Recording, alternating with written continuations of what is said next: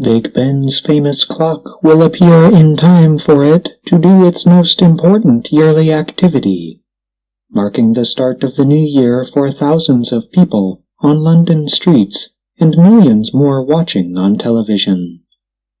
The clock tower of Britain's Houses of Parliament has been hidden in a repair project for over 3 years.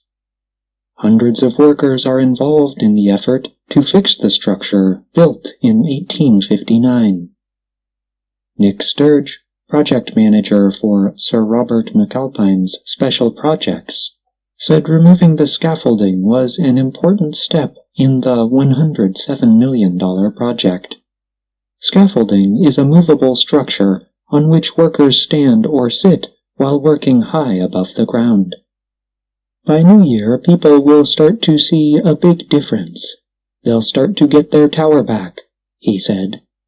The roofs will be fully visible, along with the 4 clock faces. Big Ben is an internationally known symbol of London and Britain's parliamentary democracy. It is also one of the most photographed places in the city. The repair work includes replacing parts of the clock faces using handmade glass, Sturge said.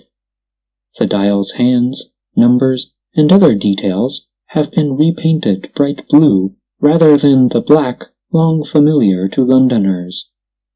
Sturge said an early painting of Big Ben showed a color that was confirmed by a paint study to be Prussian blue.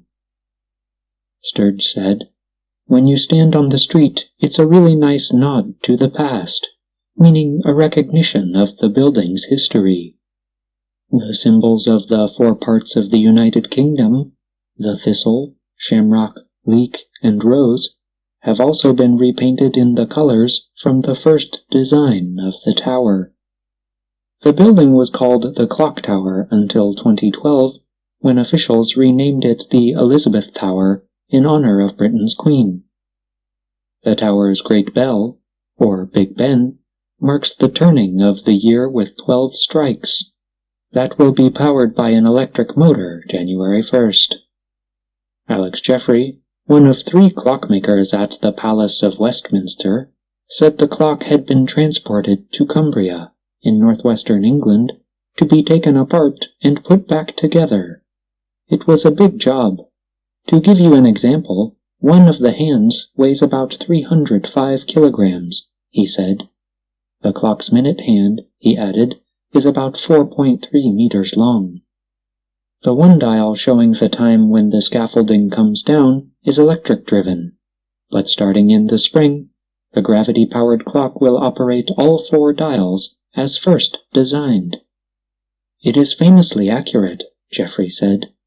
The great clock is designed extremely well, and it's accurate to 1 second to the first strike of each hour. I'm John Russell.